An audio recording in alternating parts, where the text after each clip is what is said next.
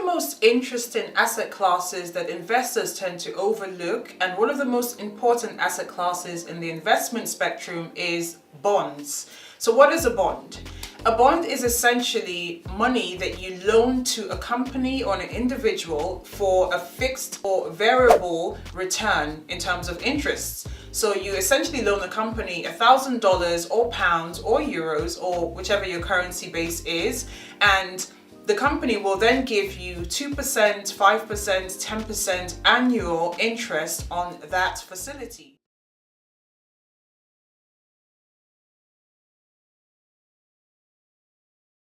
And that is what we call a bond in simple terms.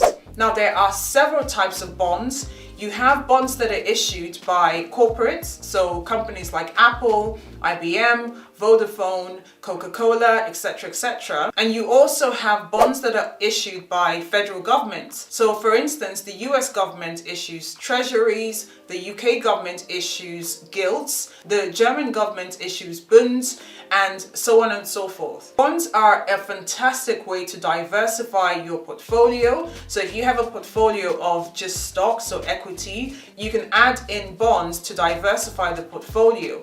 So when there is turmoil in the market, as we've seen over the past year, bonds tend to do well, and they have actually done well over the past year. So when equity markets are going through a very volatile time, investors tend to go into bonds because they see these as safer assets or safe haven assets. Now, there are different maturities to bonds. So when a company issues a bond, they would usually give you an indication of when that bond will mature. So let's say a company issued a bond in 2015 and it's a 5-year bond. It means that the company will pay you an interest annually or a coupon payment annually until 2020. So it's a 5-year bond. You can also have longer term bonds like 7 years, 30 years, 50-year bonds, etc. And the way for you to find out what the tenure of a bond is by looking on the prospectus of the issuer. They usually have a prospectus to say, precisely what the bond is,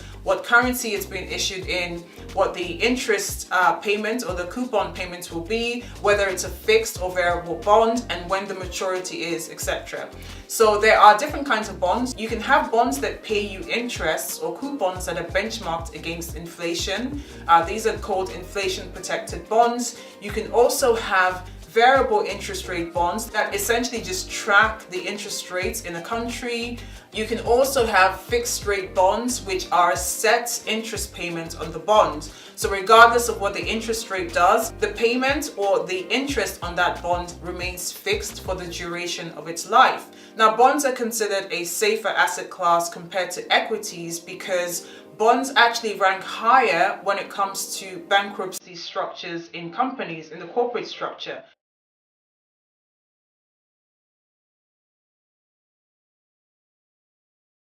If a company was to go bust, bondholders would be paid back their monies. Depending on the tranche or the security of the bond, we'll come into that a little bit later, but bondholders tend to get paid first before equity holders get paid.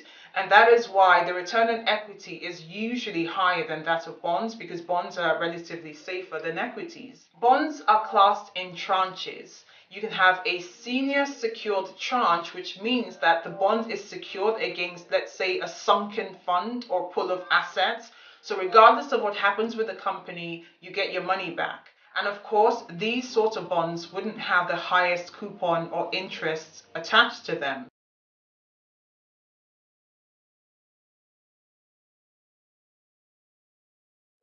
Then you have the senior unsecured class, which means that in case of bankruptcy, the senior secured class would be paid first, and then the senior unsecured.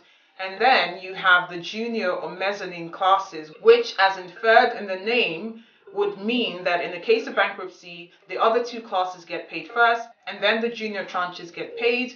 Of course, because you're taking a higher risk with the junior tranches, they're very similar to equities actually. So the junior tranches tend to move in tandem with equities. And because you're taking more risk by going into a junior class, you essentially get a higher interest or coupon attached to the bonds.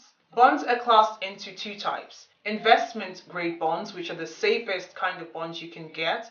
So the US government bonds, for instance, the UK government bonds, European country bonds, and also developed market bonds are mostly investment grade bonds. I will put a chart here just to show you what the sort of ratings are.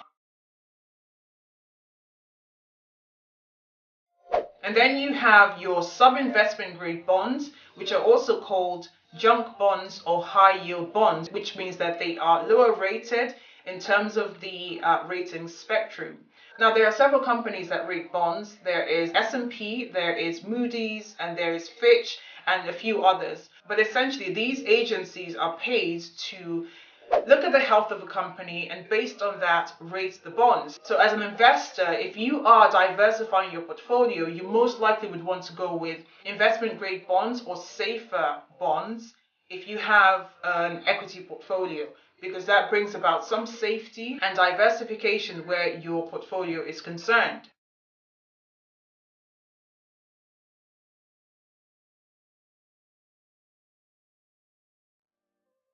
Investing in bonds is a very great strategy if you are highly interested in regular cash flow. Most bonds pay either quarterly or semi-annually, and it's a great way to ensure that you're getting a return in your investment on an annual basis or quarterly basis or semi-annual basis. Also, don't forget that the interest you get or the coupon payments you get are usually taxed lower when compared to your income. Now, there is a slightly more complicated calculation to the value or the return you get on your bond, which is called the yield to maturity. It's not really complicated if you kind of understand it, but I'll try to see if I can explain it the best I can. So the yield on a bond is dependent on several factors.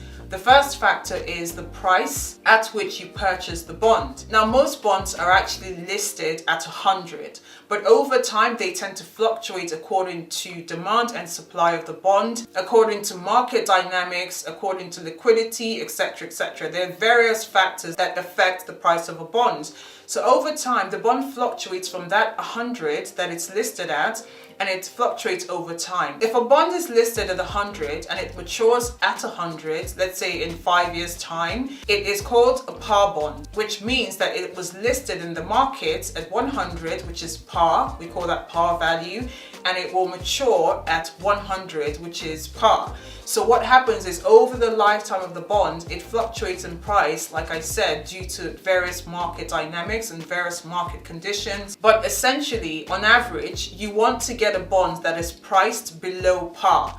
So when a bond is listed at 100, like I said, it fluctuates over time. The best time to get that bond would be perhaps when it drops to, let's say, 98. But there's no guarantee that the bond will drop to 98. Now think about it. If you get a bond that is listed for 100 and it matures at 100 at 98 when it sort of is a bit volatile, and if you hold that bond to maturity, you've essentially locked in a 2% uplift because you bought it at 98 and it matures at 100. So automatically you've locked in a 2% increase or 2% capital gain. The second element that you have to consider when you talk about the yield to maturity is the coupon payments.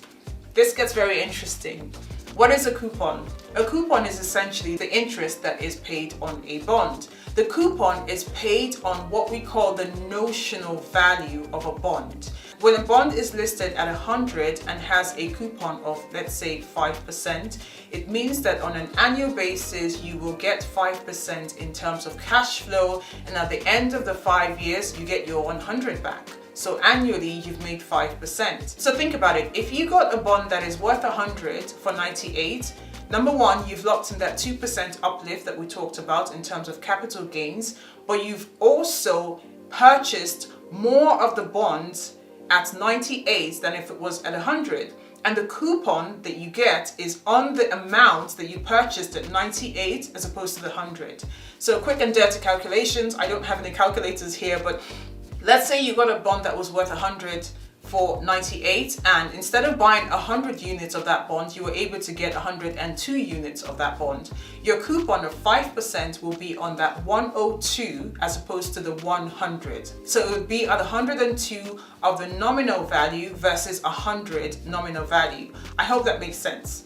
So you're essentially getting a higher interest, you're getting 5% on 102 versus 5% on 100. So these two elements are the variables that are incorporated when you come to calculate your yield to maturity on a fixed income bond. Of course, as an investor, you most likely would want to get the highest yielding bonds within your risk bracket, and for most people that is investment grade bonds. As I said, we have investment grade bonds, which are mostly government bonds, blue chip company bonds, and larger market cap company bonds. And then you have your sub-investment grade or your high yield or your junk bonds. But don't forget that the reason sub-investment grade bonds pay a higher coupon is that they actually have more embedded risk than investment grade bonds. So I hope this has been very helpful. If you found it so, don't forget to like, comment, share, and subscribe. And I'll see you in my next video. Bye for now.